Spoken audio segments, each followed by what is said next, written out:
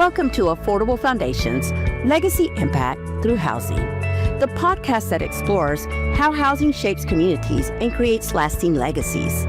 I'm your host, Cecilia Casio, and each week we'll dive deep into solutions, challenges, and opportunities in affordable, attainable, and workforce housing. From current housing models to innovative approaches reshaping the industry, we'll explore the policies, investment strategies, and community-driven initiatives that are making a real impact. Housing isn't just about buildings, it's about people, opportunity, and the future we're creating together. We believe everyone plays an important role in affordable housing, whether you're a real estate investor, developer, policymaker, property manager, or someone passionate about creating positive change. Affordable Foundations is your go-to source for insights and inspiration. So let's break barriers, redefine possibilities, and build a legacy together. Welcome to Affordable Foundations, Legacy Impact Through Housing, powered by Multifamily Media Network. I'm your host, Cecilia Casio, and today we're exploring the challenges and solutions shaping multifamily development in today's market. My guest, Christy Schnurl, brings a wealth of knowledge in navigating financing, avoiding project stalls, and rethinking how we deliver more housing units. This conversation will take us beyond the surface to the actionable steps our industry can take to make meaningful progress. Christy, how about you take a minute and introduce yourself? Sure. Well, thank you. Before I start, I just want to say thank you for having me on. It's always a pleasure to be able to see you, and it's been a minute. So I'm really grateful to be on today and to be talking to your audience. A little bit about me. I've been in the multifamily sector now for, I think, about 17 years. Started right out of college working for a syndication firm. We just focused on LIHTC, so the low-income housing tax credit projects.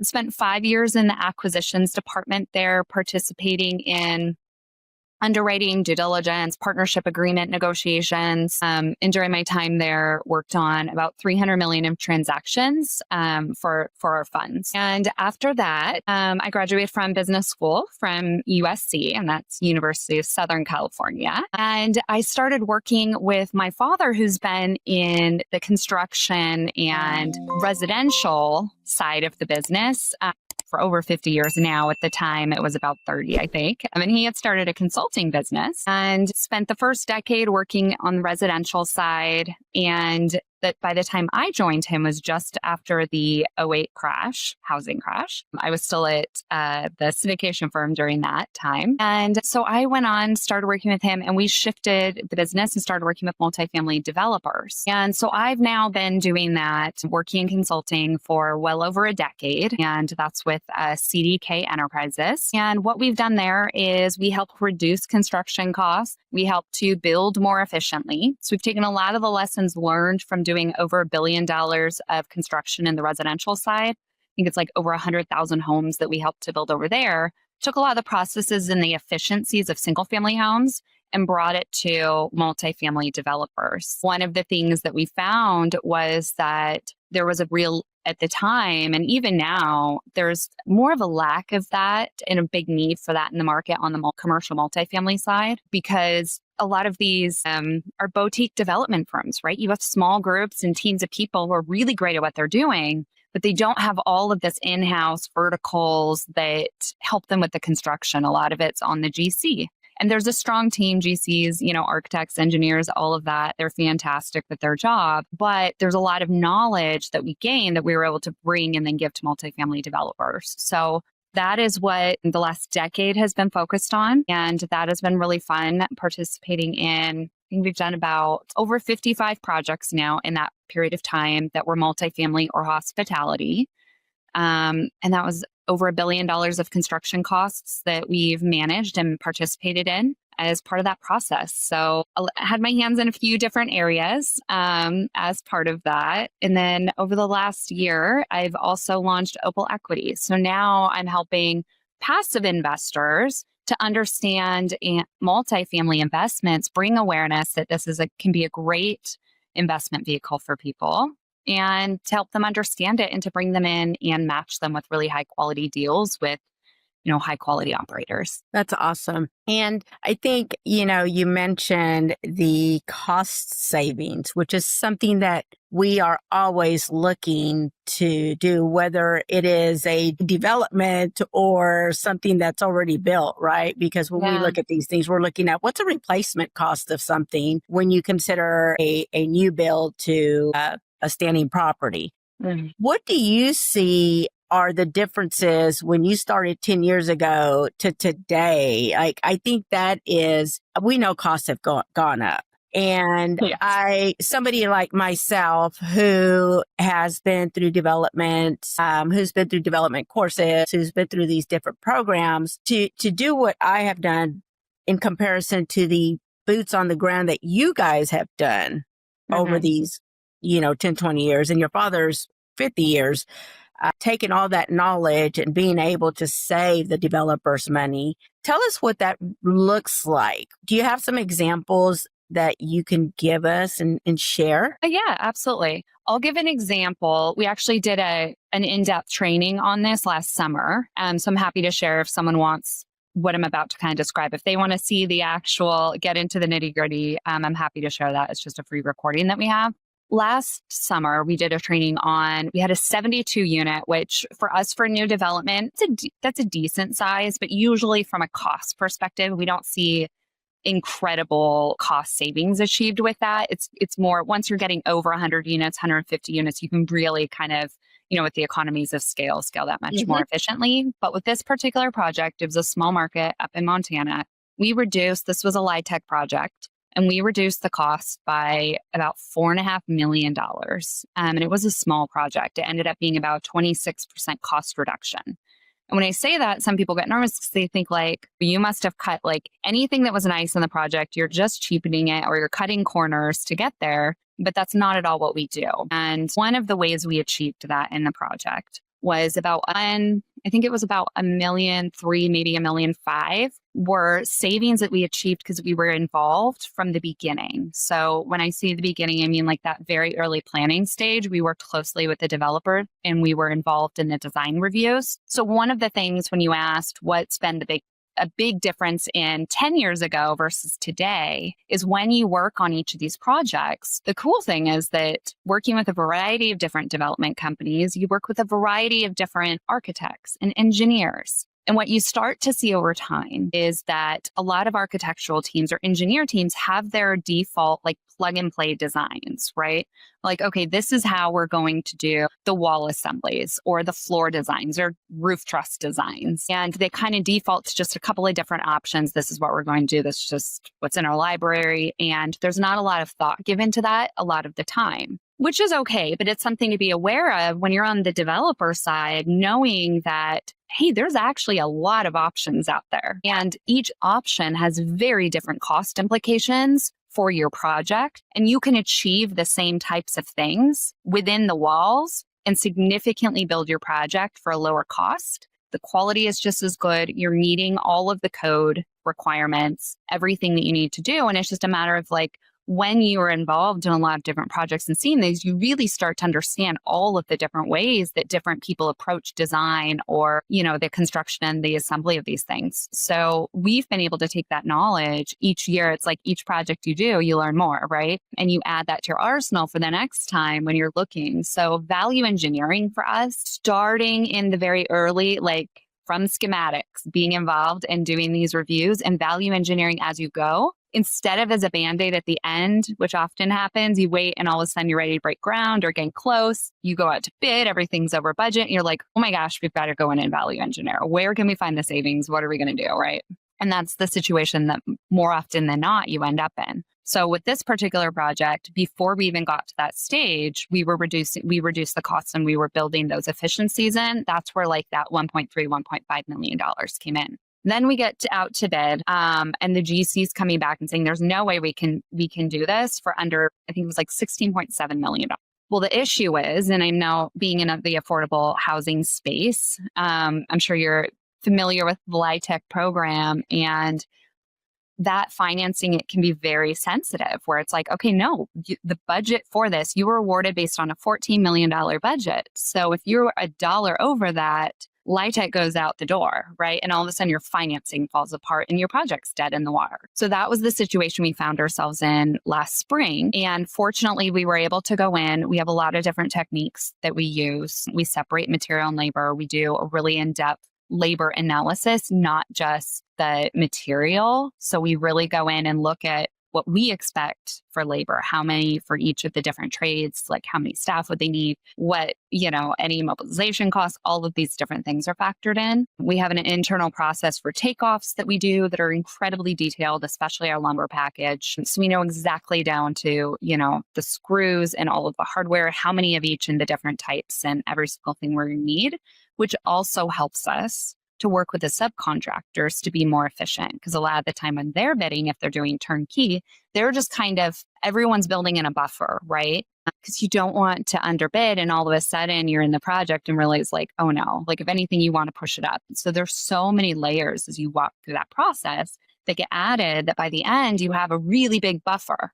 But if you can go in with more solid information on the front end, that helps you to better price everybody to better price and be on the same page and to get this thing built for what it should be built. So those are a couple of things. We also are really big on and have experience in utilizing out of market subs. So that project in particular, like I said, really small market in Montana. So labor in that market is tough. It is very competitive. It is very expensive in a lot of different trades. So because we've done a lot of work, especially in Montana, we've gotten really good at identifying which other markets can we pull from. You're in Texas. We pulled from Texas. I think we saved $500,000 just by bringing in the framing crew from Texas for this project. And they made more doing our project, including all the travel costs and being there for that period of time, than they would have made had they stayed home. Just there's that big of a discrepancy in the labor rates. So it's a lot of different tactics, but at the end of the day, we were able to bring it down, saved, I think, $4.3 or $4.5 million,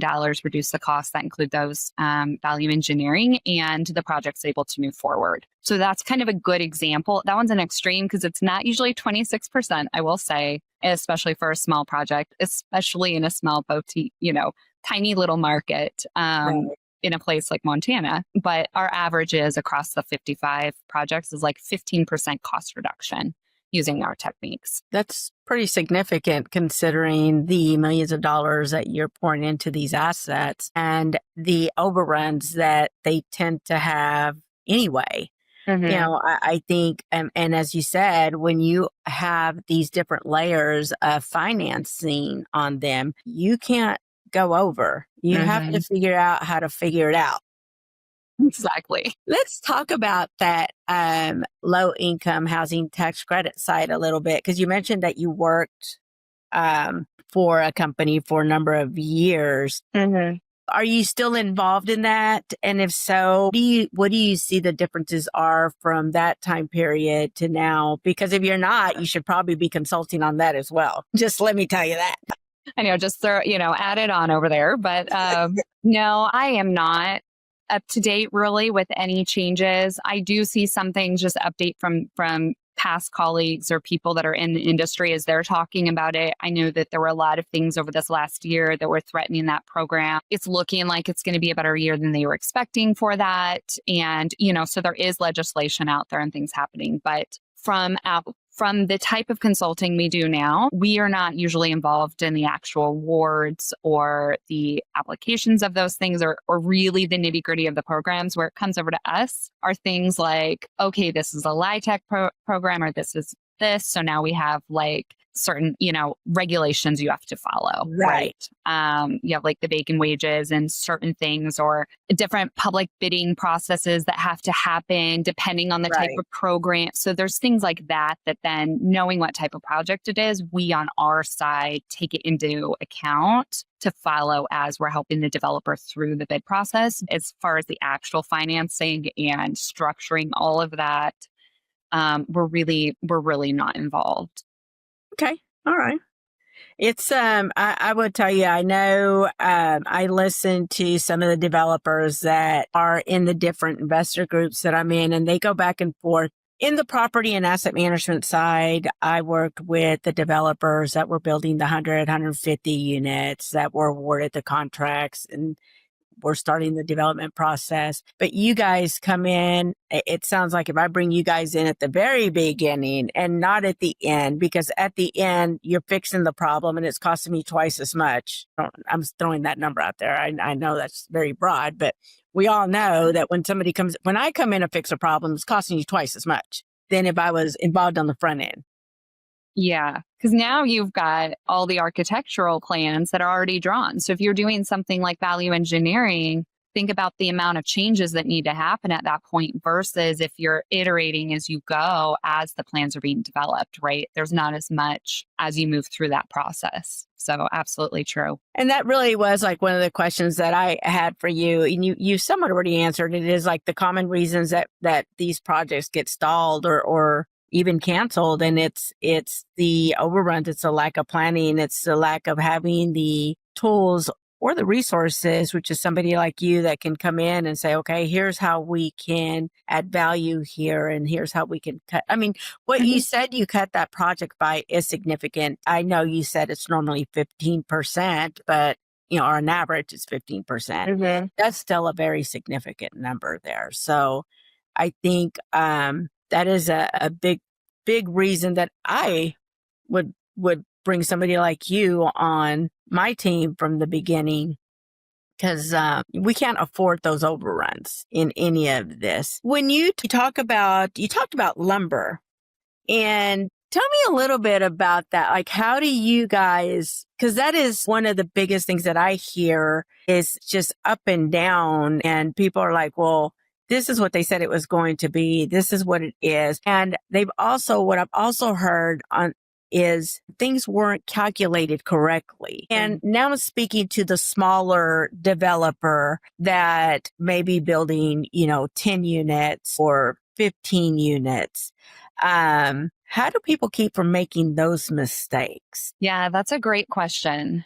It's tough when you have a smaller project because the costs to do the things that need to get done to really drill in that accuracy can be a challenge. So it's really a matter of project by project looking at, okay, if I invest this dollar amount, let me back up for a moment. Like the way that we look at it is, we have different software that we use that we are able to do these takeoffs. And a lot of what that includes, if you're talking about lumber, is modeling it first and accurately, right? So it's special software that's modeling it. And that investment is worth it because you're going to know exactly what you need, how it's built. In the process, there's often, you can pick up on discrepancies as well, right, across your plan set and everything. And then you can have these lists and these bid packages where it's really just a worksheet that you're sending out, where it's like, here's all, 100 products. Here's the quantity. So you literally just go down and they're like, okay, this specific product,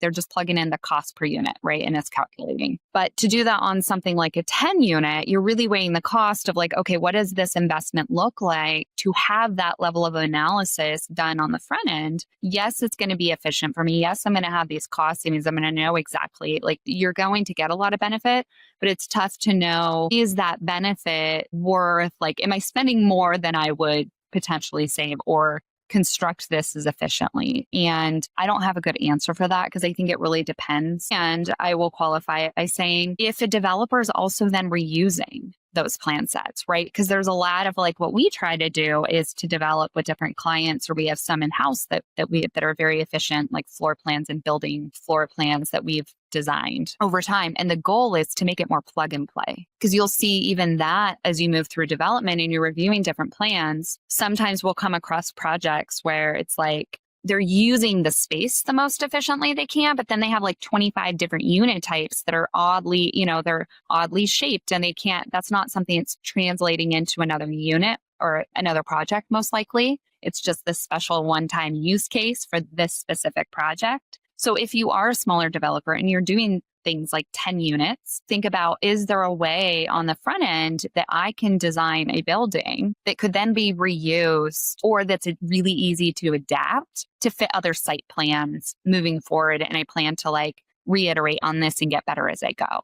and do it over and over. So those are cases too, where it's like, then it like makes a lot more sense to invest on the front end into those costs, knowing that you're creating this template and this reusable process that only is getting better as the wheel gets built and as you use it over and over again. Yeah. I've heard you mentioned earlier about the architects and they have their standard floor plans. And I'm like, I've heard one of them tell me like, hey, this is how I make my money. I've got 5. This is what I send out. This is what it looks like for this floor plan, what it looks like for, for a townhome, for a duplex, for a home, for multifamily. I may have 2 or 3 different ones for multifamily, depending on 2 floors, 3 floors, so I'm like, that's interesting.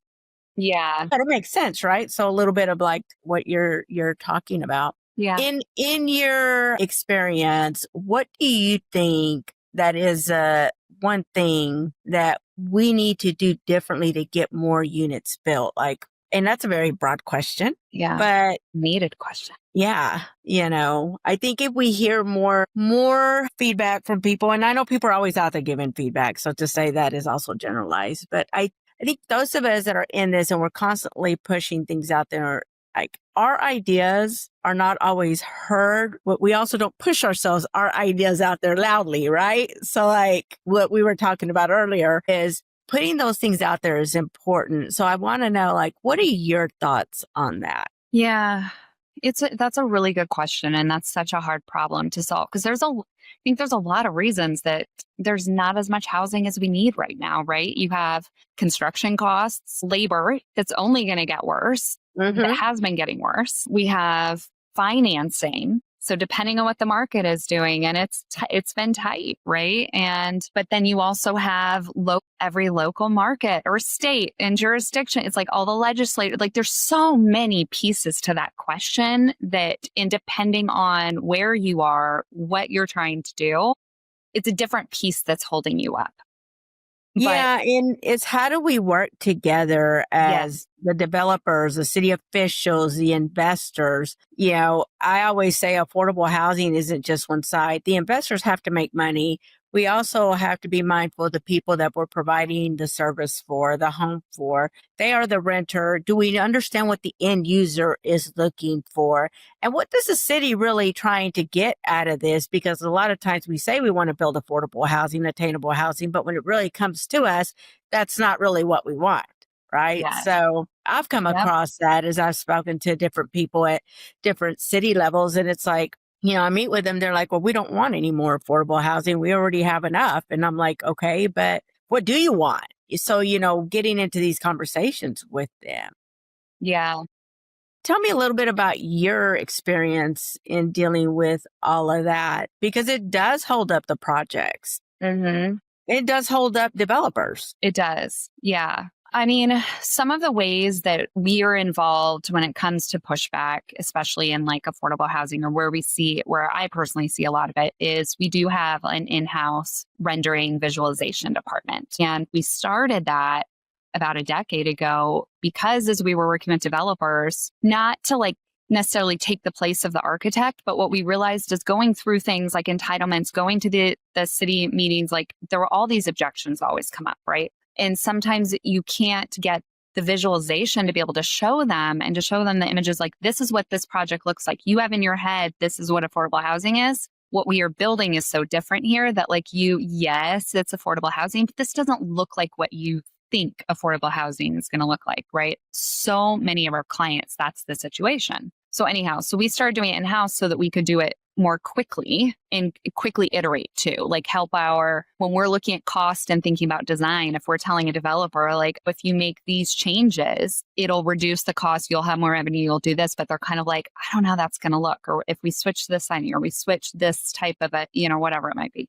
So to have that in-house, quickly do the visualizations, and then they can more confidently and quickly make a decision, move forward, or share that with the people objecting, right? And so with affordable housing, that is one of the, like, I cannot tell you the number of clients we have who at those early planning stages, they are definitely getting those images. And because they're trying to show people that, like, you're saying you don't want affordable housing in your backyard, and you're concerned about, and it's more than just what the project looks like, because there is a lot of stigma too around who is the tenant living in there, right? And that's a bigger social issue that's outside of that. But I mean, I think that's one way to be tackling it, but really it comes down to something you said, where it's like, it's the collaboration. And I think the sharing of information. Like I know with us as a firm, we've now spent 20 years, but a lot of our knowledge is encapsulated within our business. So the only people right now that we've really been helping are our clients. And that's something that over the last couple of years, we're starting to try to shift because we haven't been ones like where we've been in our bubble, just focused, head down, doing the work. But it's really this broader realization that some of the things that we're doing and the ways that we're working with GCs or subcontractors could help so many developments and developers. So it's like trying to then figure out how do you take this knowledge and share it in a wider way so that more people can benefit from it. And it comes down to, and I don't know if you've experienced this too, but it's like in an industry like construction, I always call it's like this dinosaur, right? It's like if you look at all the different industries that people can work in, like it is one of the ones that is the slowest to change. We do have a lot of like innovation that's been happening, a lot of new technologies coming in and that's adjusting, but it really is sort of this lagger. And as part of that, there's so many people that are in this space that have been doing it for a long time, which comes with knowledge, but it also comes with doing it the same way. And so there is a big resistance we find among developers, among GCs, among subcontractors, architects, engineers, like everyone who's involved, not all of the people, but like many people we come across, they're like, I don't want to try this other way, or I don't want to do that. That's going to throw too many wrenches in. We've always done it this way. And the problem with that is that only doing it that way is going to keep us stuck in the same spot that we've been in. So it means dead deals. They're not getting built. They're being built for way more than they could be. So it's really about the core, I think, is having an open mind and being ready for some innovation and to try some new things because this industry desperately needs housing. So we need to find ways to be able to develop that and to do it, even though we're facing so many different big issues right now with cost and with labor. And everyone needs to be ready to pivot or innovate to some degree, especially with the labor market dropping dramatically. Well, I mean, the labor costs go up and the skill set doesn't meet it. And, it's like, okay, so how can we help train people to be at the standard that we need them to be at? Because our goal is to provide, while we are developers, you want to deliver the product, but you don't want to compromise the quality. And that's as a whole. Mm-hmm. That's from the inside to the outside and the outside to the inside, like every piece of it. And I think when we talk about the labor costs, there's so many different things that are happening out there with technology. When you talk about the dinosaur effect, we'll call it that, because it's something that I'm currently teaching in property and asset management is, we have the different generations that are working together.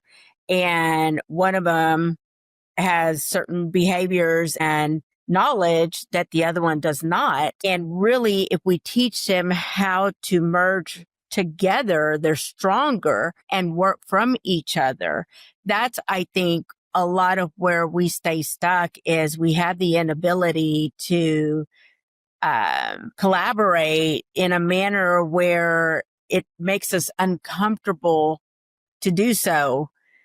And it breaks down a process. It stalls progress. So you had some great points there in everything you were saying. And I think, the goal I haven't developed anything yet. That is my goal. But it is, I want to make sure that I stick with the delivery schedules and I stick with the budgeting and I don't compromise the quality. Now, always keep the end user in mind, especially for the affordable housing space, for every space. In affordable and attainable housing, we're talking about the 30% resident that's going to be living there up to the, 80% middle income. Missing middle was what we call it.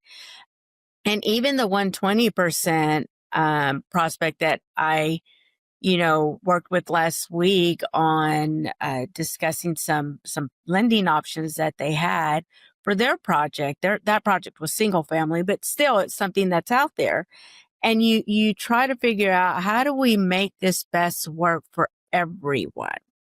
Mm-hmm. And I would think that as a consultant, that is where you really put those puzzle pieces together. We do. So it's interesting you say that, because it's the knee-jerk reaction sometimes with developers who are working with us for the first time, and they're, maybe they're freaking out a little bit because they're like, we're over budget. We just need to cut. We need to cut. So we have 200 units. So if we cut the square, and they're just thinking in terms of square footage, which is a natural way to kind of approach it, but they'll think, okay, if we cut each unit by 100 square feet or something, it's like, it'll cut this much of cost. And they're sort of doing this just straight calculation. But the reality is that, one, it's affecting that tenant experience. And two, the costs don't even work that way, because when you actually stop to think about it, you're not cutting where a lot of the cost is there. So regardless of the size, regardless of the design of each of your units, certain costs are going to continue to be true, right? Like, you're still going to have MEP is going to be what it is. You're still going to have all of your appliances. You're still going to have the same hardware. You're still going to have the same electric, your foundation costs, your civil, all of those things are going into your unit cost. Really, all you're cutting are some of the lesser costs of some drywall, some framing, the finishes. But I think that's the first place that we often see that it's like, oh, we need to reduce costs. Let's do it at the units, or let's cut the amenities, or let's bring down the finishes. And it's understandable to think that way. But what I love about what we do and what we've done, not to say that we don't do that and help developers do that if that's really what they want to be doing, but I would much prefer to help them reduce the costs between the walls and under the floors and keep everything else intact. So that's the beauty of, if you're starting it soon enough, if you really have the right team around you who understand the national market, who have more direct relationships, and you're not putting all the eggs on just one GC, because there's only so much that one GC can do, right? And they have their own ways of doing it. And I'm not saying like they're wrong for doing this, but a lot are just kind of stuck in their ways. Turnkey is easy. They have their relationships. It's like same thing. Everyone wants to be efficient with their processes, and that is fantastic. But there comes a point when every individual part of this massive team doing a development being stuck in their processes doesn't allow for the collaboration and the big picture efficiency. And so that's the challenge of sort of switching the script there, and like, how can we expose that? That's great. And it goes back to hiring the right team from the very beginning. You've got all these different phases in development. And for those experienced developers out there, I would love to have you guys on and hear your feedback as well.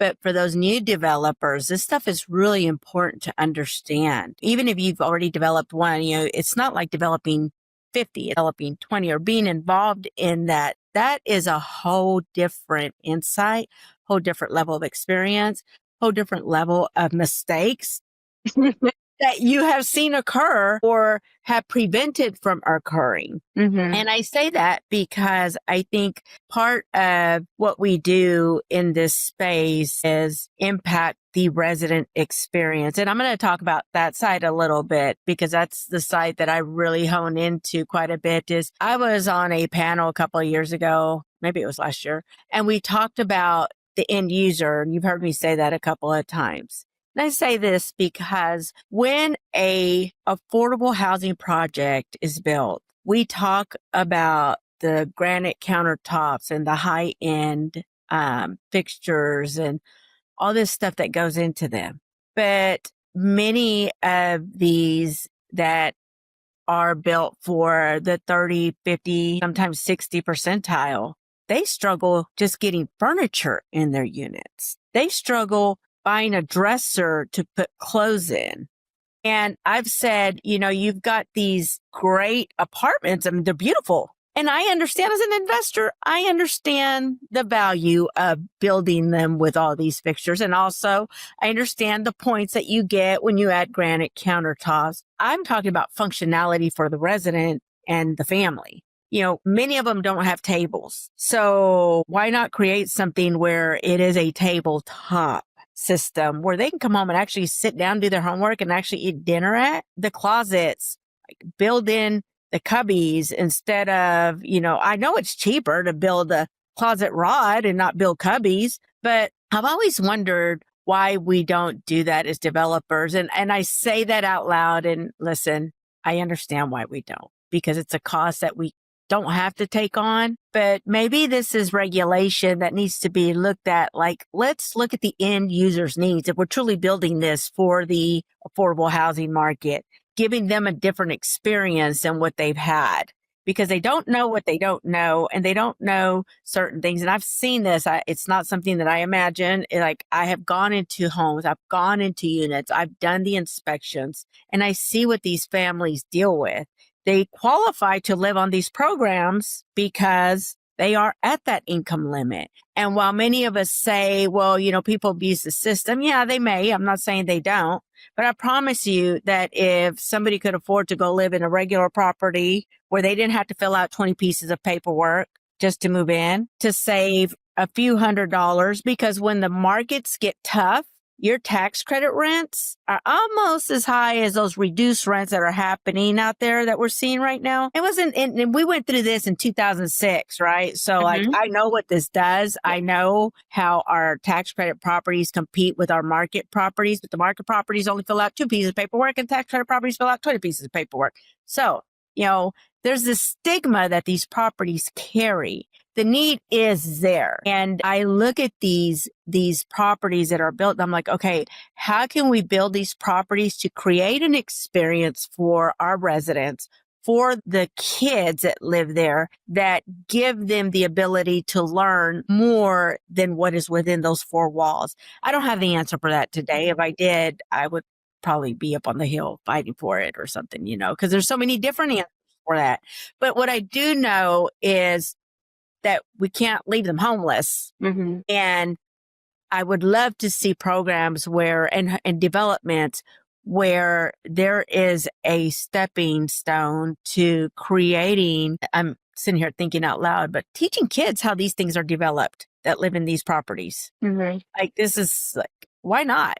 Why not? Some of those kids is the kids that live on these affordable properties, how the architects work, how Christy does this. You mentioned that you have that free video. I'd love for you to send it to me, because I think these are the things that matter. You helping me save money is a great thing for my investors. The more I can save, then the more I can increase my investor pool to help me build in the future. Right? That's what it's about. Like, our investors want to make a return or get some great tax incentives, which is part, some of these programs. So like, I think, and I'm going off onto a tangent here, but I think like when you talk about us, that's where my mind starts going is how can we partner up with people like your group?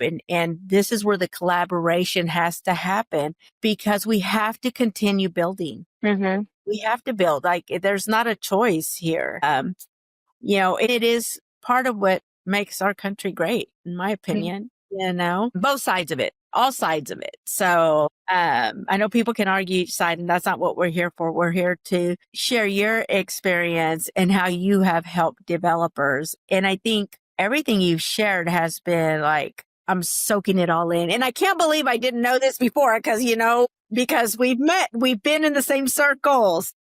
So what else would you like to share with our listeners that you think would be helpful? I think as the longer I'm in, not just this, in multifamily, but I think even as like a small business owner, more entrepreneurial in different communities, like, it really comes down to the heart, I feel like, of a lot of what we're discussing, or the solutions to what we're discussing, is really in an open mind and collaboration and creativity, right? And so I think that the more that we can all have open conversations about where people have strengths or what they have been doing. So there are a lot of developers out there that are trying to tackle this problem, right? And they're doing a good job. But if they could take some of the things that they're doing and now share that with others, and others are doing that same thing, it's like we can have a bigger impact on more of the national level than just within a local market or within one development team, right?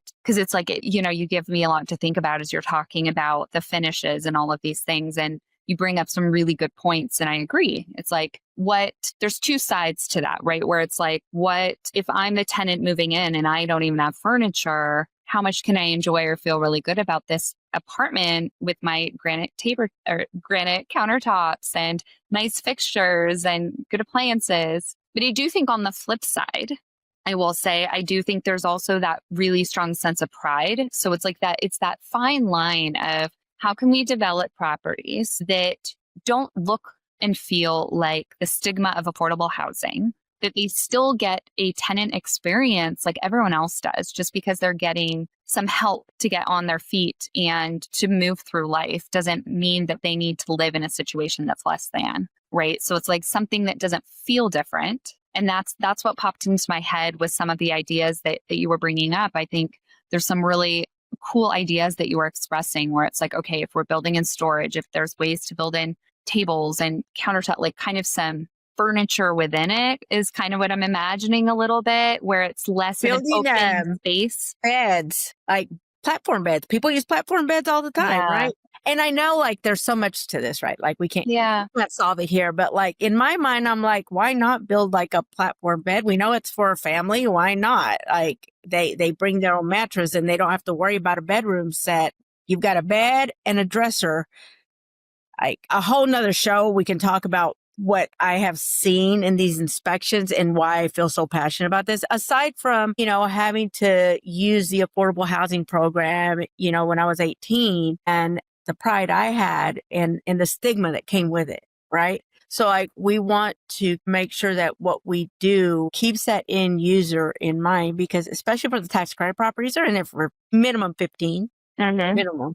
And the states have gotten really smart about how they use, the check boxes and what people can check and not check. And so, the re-syndication of those tax credits and time frames. And so like, anyway, I usually have to stay focused on the development side.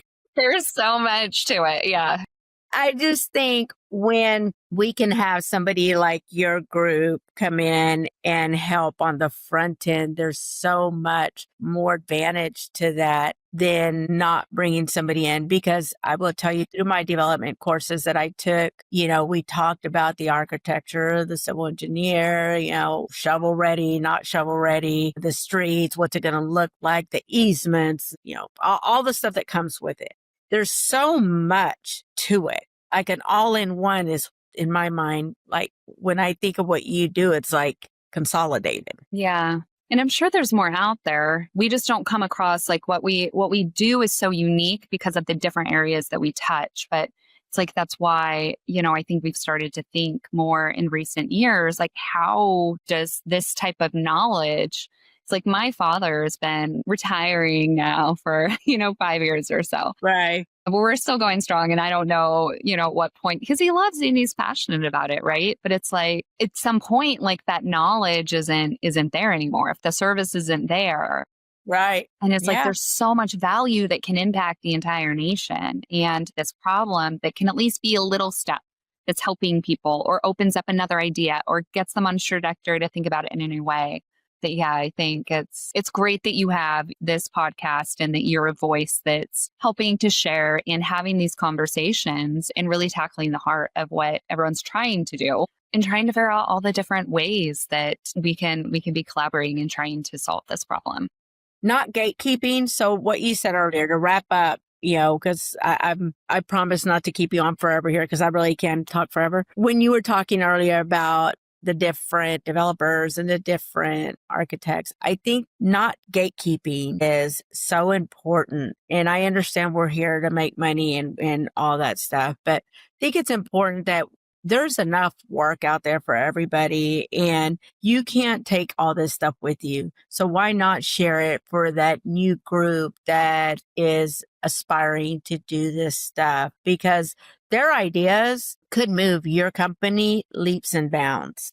That's why I say when you're talking about the different generations that are working together, when you start listening to them talk about, well, we'll do it like this. Well, I've always done it like this. I've always done it like that. I've always told my people, I've always done it like this is poison. So is there a better way to do it?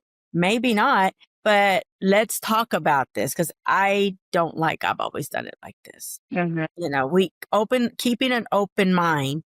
Yes. I mean, our mind has to be open in order to continue learning and continue pushing this purpose forward because that's, we've got to make an impact out there that is greater than ourselves, and creating housing is one of them. So, yeah, absolutely.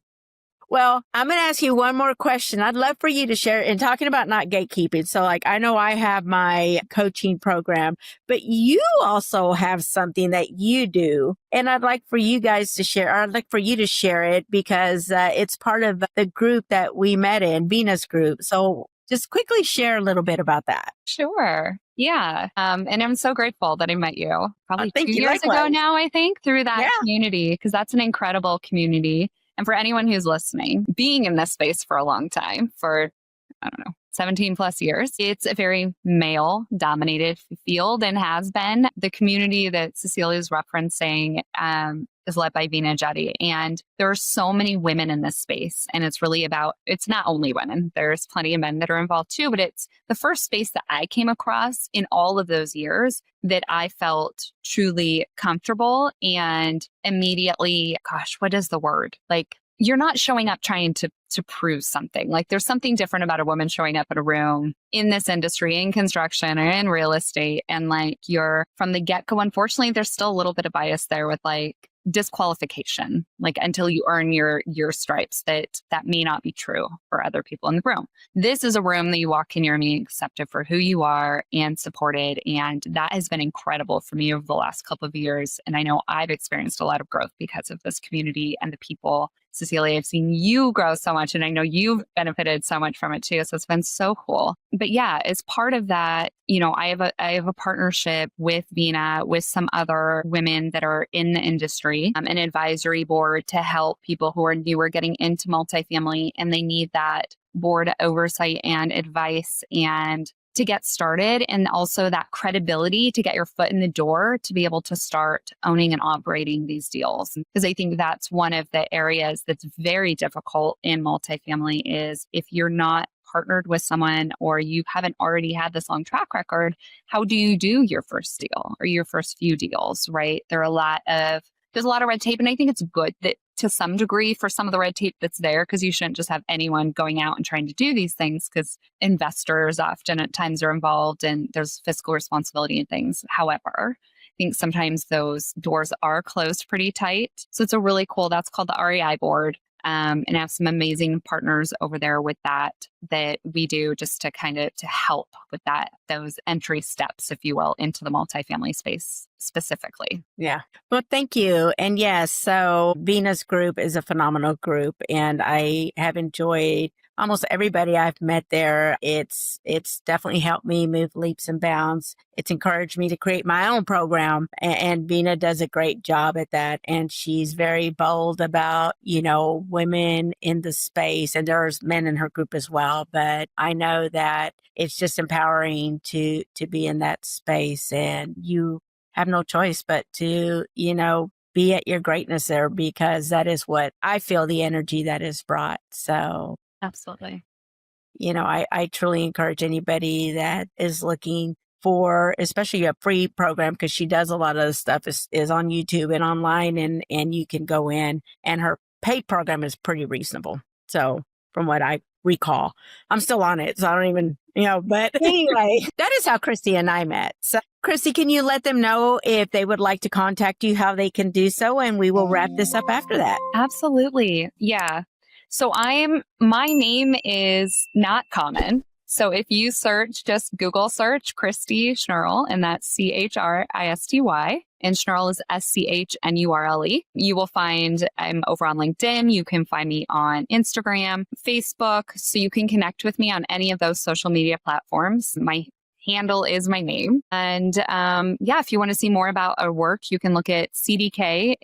Our website is cdkinc.com, and that's INC like incorporated. The